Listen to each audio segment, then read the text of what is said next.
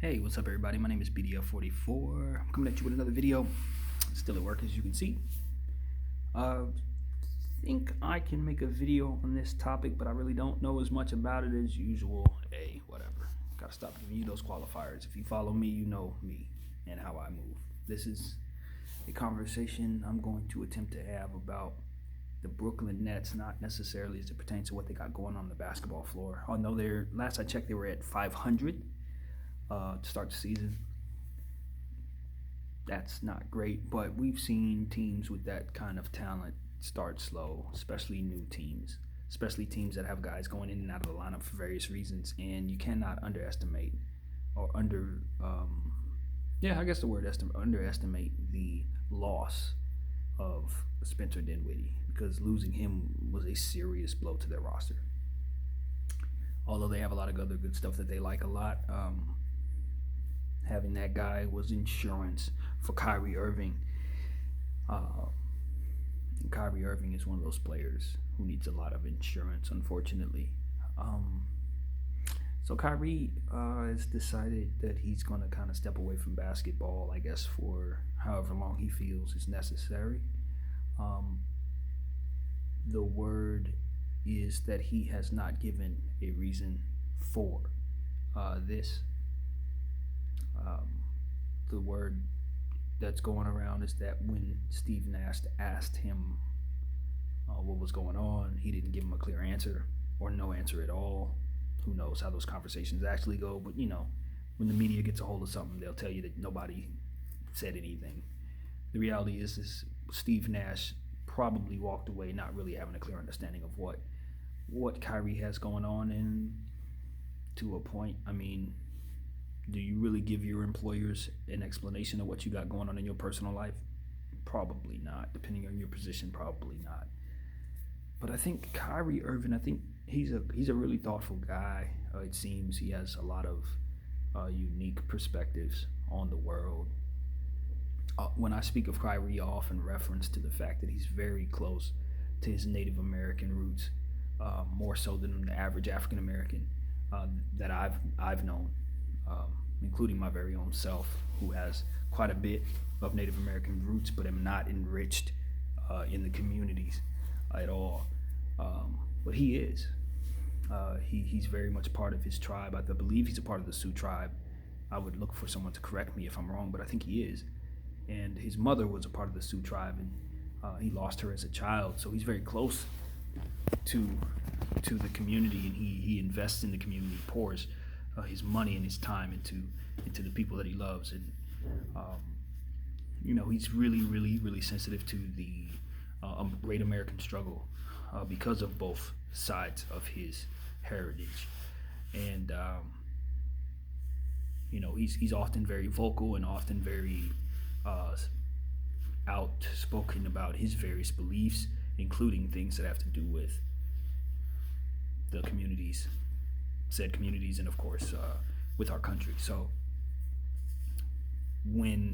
what took place on, what was that, Wednesday? I think that was Wednesday, with the Capitol here in the United States, having individuals just rushing the Capitol, that whole thing. I didn't do a video on that. I don't think I will, to be honest with you. If you want to know where I stand on all that, the whole stuff that's gone on for the last year or so within our country, I have videos on that. I've chosen to step away from those topics for my own peace of mind, to be completely honest with you. I still see the value in having those type of conversations, but I think when you get to a point when you see yourself talking about a certain subject and you get too frustrated and you start using verbiage that doesn't reflect how you want the world to see you, then you have to step back, step outside of your emotions, get some more information, and reconvene when you're more informed. I have not done that homework, so I've stayed away from certain subjects that maybe I felt more comfortable speaking on last summer. So if you go back there, you'll see what I'm talking about. A lot of people will probably not really agree with me. Maybe you'll take some things that I say and come to some conclusions about who I am. But at the end of the day, I, like Kyrie Irving, very much care about our country, very much care about these communities, and want to see change in positive directions going forward for the generations to come. And so I understand, having watched what I watched on Wednesday, and feeling that maybe there are going to be some other individuals in this world who may not be able to function professionally after seeing something like that, or maybe not want to show up and help earn money for their company, knowing that stuff like this is happening. Maybe they want to take a different type of approach. Now, Kyrie Irving could very well have different things going on that have literally nothing to do with what took place on Wednesday or Thursday or whatever day that was. But the timing of it all, coupled with what I've seen and have heard about Kyrie Irving, I came to the immediate conclusion that he's protesting. I think a lot of people have come to that conclusion, but I don't think many people are going to say that, because it's just not responsible to under most normal circumstances. You don't know what's going on. For all I know, he has a family thing going on. Maybe it's something else going on, but the timing of it all, coupled with who he is, got me thinking he's protesting. Here's my thing, though, and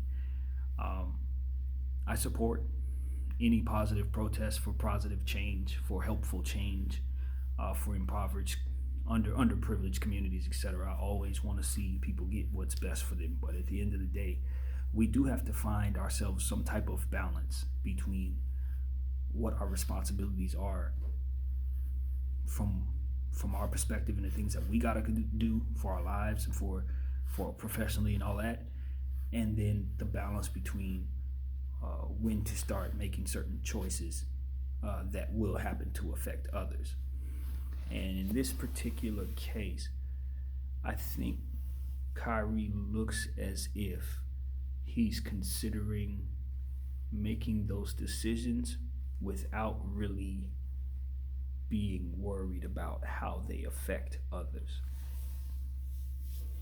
It's one of those situations like this. Somebody taught me something, made a whole lot of sense. They said, when you're driving slower than the speed limit, giving a lot of space to the person in front of you, yes, you're being considerate to the person in front of you, but are you considering the people behind you? Are you considering the inverted aspect of what your actions will cause? A lot of times we consider ourselves being unselfish because we help this person and that person. But in helping this person and that person, you may have harmed all of them back there. So it's like, do you realize what all you're affecting with your decision? And if so, are you sure you're making the decision that's best for your legacy, for who you're trying to be? Are you sending out the right stuff to get back what it is that you're hoping to receive? And I think that Kyrie Irving's level of maturity, his growth, will be to understand that balance a bit better going forward. He's had trouble with that. He's introspective. He speaks on things that matter to him. Sometimes he uses words that may be used out of context, or maybe conveying himself in such a way that doesn't properly describe the thought that he has in his mind. Sometimes I see him, the best way to describe it is pretentious, and I've been pretentious myself, so I know it when I see it. Sometimes we want so bad to use a word, but we don't have the right word to put in place. We just know that there's a word that's similar to the word that we have in our head, and we'll say what's in our minds, hoping that the word that we've used is the right one to use. And I find that Kyrie's done that a couple times. It's just, sometimes it's just best to simplify things, and then that's a weakness of mine. Sometimes it's just best to use less words, smaller words, to best convey what it is that you want to say, and to best make it so that other people understand it. And I just think that there are things that Kyrie is focused on, but the inverted aspect of the things that go on around him and that are affected by his choices sometimes get just pushed aside by the wayside, and he ends up doing damage with his mouth. He ends up doing damage with his actions. He ends up harming people with the choices that he makes, even when his heart's in the right place. And you can't make everybody happy, but you do have a responsibility to try to make it so that you don't do more damage in the response of whatever it is that you have to deal with. So that's what I would say if I were close to Kyrie. I would plant that seed, see if it sticks. That's kind of thing. He's still a young guy. I think people get lost in the fact that he's been in the league for so long. He's been so effective, uh, in his career as a player. He's won championships with LeBron, and I think you just automatically assume that a guy's going to have other aspects of their life understood and down pat, and that's not how that works. And it's really crazy because you look at a guy like Kyrie Irving, you say, okay, he does something in this world better than probably anyone else. Not many of us who walk the earth can say that. That the thing that I can do, I can go all around the world and not find a single person do that thing better. So that gives you a level of confidence and reassurance, self assurance, uh, and a sense of arrogance, even in some cases, that allow you to believe that you should be excelling in other areas that may actually be weaknesses for you. But because you're the greatest at that thing and can't find a single soul better at you at that thing, it might bleed into you the way you perceive yourself in other areas. And I think that might be also a part of his psychology as well, just looking at it from afar. Um, and if I'm wrong, I am happy to be wrong. I'm talking about somebody I do not know. So that's very important to express to you in understanding. I don't know this guy. But when you watch a person from afar and you try your very best to listen to them, not listen to the things that people say about them, but listen to everything that they say, that they quote from themselves. What I get from Kyrie Irving is he's continuing to search. He's searching for a deeper thing than money, a deeper thing than just fame, a deeper thing. He's looking for high frequency energy. And in doing so, sometimes expressing what he's learned, he doesn't realize that there's so much more to learn about whatever the surrounding topic is. It's like there's so much more to understand, so much more context to receive than sometimes it appears that he's able to see. And that's just going to come with maturity. Again, he's a young guy. And so it's funny when you see a smart person who's highly accomplished, but they do want so bad to be seen a certain way and have not yet received the enlightenment that they're looking for. It's like a space where they find themselves trying to catch up to who it is that they think they're going to become, as opposed to just allowing life to come to them a little more freely, allowing themselves to embrace those weaknesses as well as those strengths, so that they can have a full perspective of themselves as well as what it is that they're involved in. You can see, a lot of people can see everything around them, and they can see all the angles around them, but the most important angle that they miss is the one that they are. And who knows if that's Kyrie or not, but that his behavior kind of speaks to that being a possibility there. So, I tend to break things down, analyze things, as you know, and the conclusion I've come to about Kyrie Irving that he is going to be a very, very knowledgeable person, because he's obtaining that knowledge. He's digging into books. He's going deep into himself. He's doing the meditation process. He's doing all of that stuff, but he's still not where he needs to be who it is that he wants to become. So until he gets there, he's going to continue to make these mistakes. So yeah, man, that's what I see in the kid. Now I hope that Kyrie Irving gets to a point where before his career ends, he believes in just simply kind of falling in line, seeing the fruit, and kind of just being a part of the team. Because that's been an issue for myself. Particularly in my late 20s, I didn't see the fruit in being a part of the team. I wanted to be on my own and see things the way I saw it, and didn't really think I could do a whole lot of good. Or even if I thought I could do some good, I didn't think that it really mattered if I made certain decisions and it affected others. Like, well, I can make up for it in other ways. But no, sometimes you just need to do what the team needs you to do. And there's fruit in that. Simplifying your life to such a way to say, you know what? Yeah, there's so much going on up there, but what I need to affect down here is meaningful. So let me just do it. And that's what Kyrie Irving, I think that's the type of conversation I think Kyrie Irving can really, really benefit from having. Debating such a topic as that. You know what I mean? And I would love to have that conversation with a guy like him, because I really believe that he can be a powerful dude outside of basketball. But no matter how powerful he can become or how influential he can become, your basketball career is the meat and potatoes of why we know who you are. We're going to listen to whatever you have to say tomorrow because you played a great game today. And you don't keep your youth. You don't have these opportunities to make these checks that he's making, these checks that he's getting from the NBA. It's very easy to take them for granted. It's very easy not to see the fruit in valuing money when you're spiritually inclined. I get that more than most. But when you do have the opportunities to make the type of money that Kyrie is making, when you do have the opportunity to set forth generational wealth for your family and your communities, you do have to remember, as LeBron said, to keep the main thing the main thing. And that's where I think Kyrie Irving gets lost. The main thing for him is to just play ball, be a basketball player for the next couple years, get the most out of your body in the league, play these little 72 game, 82 game seasons every year, get to the playoffs, win a couple championships, earn as much money as you can. Because when you turn to 35, 36, and believe me, that's coming quickly because I'm already 36, you're going to have to leave the league. And then you're going to have time to do all this stuff. But the difference between now and then is that you're going to wish you could just go back and play ball. That's what it comes down to. When you get to a certain point, when you've taken your youth for granted, when you get to a point where you no longer have it, all you wish you had was your youth back. All that stuff that you worried about, this supernatural, powerful energy stuff, is always going to be there. But what won't be there is your physical ability to break fools down and take them off the dribble and go to the lane. Like, you take your youth for granted. You take what comes with your youth for granted, and then you lose your youth.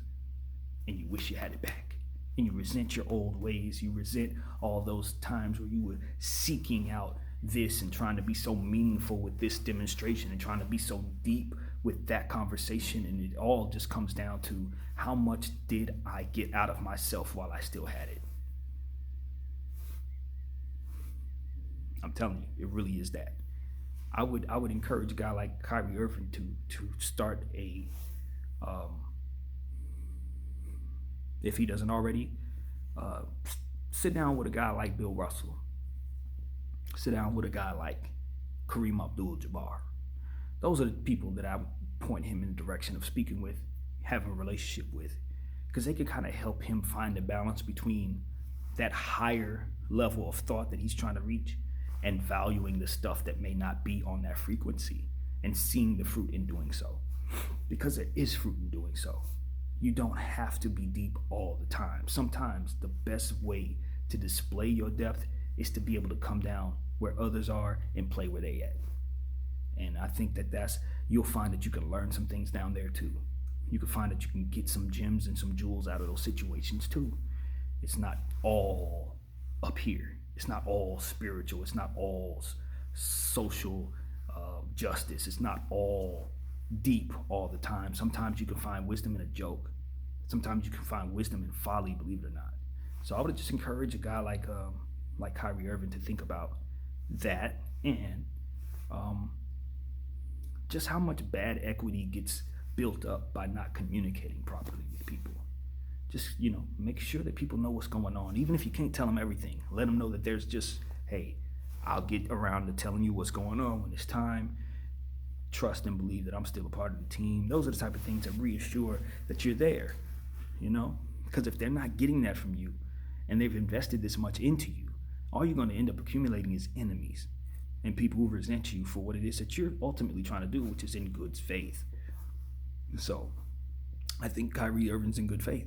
I think that after 19 minutes, I can tell you, I think he has his heart in the right place.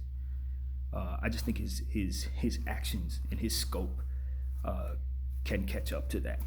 And with that maturity will come some of the more teamwork type of sacrifices that come with that. More of a relaxed shoulder type of energy to where, something really bad is happening outside, but playing basketball is probably just the best decision to make right now. Even if everybody is in an uproar outside, I can do the most good right here playing ball. It doesn't have to be in protest. It doesn't have to be in silence. It doesn't have to be in some mystical writing or something that makes people think so deep. No, no, you're gonna reach us down here, Kyrie, not up there. Not many people up there. Everybody you trying to reach is on this frequency. So, yeah, that's what I gotta say, man. My name is BDF44. All of that could be hogwash. Don't get it twisted. I'm just analyzing and speaking. Thank you guys for watching. God bless Kyrie Irving and family. I hope whatever he has going on works out and he gets back on the court, man. I really do. My name is BDF44, and I'm out.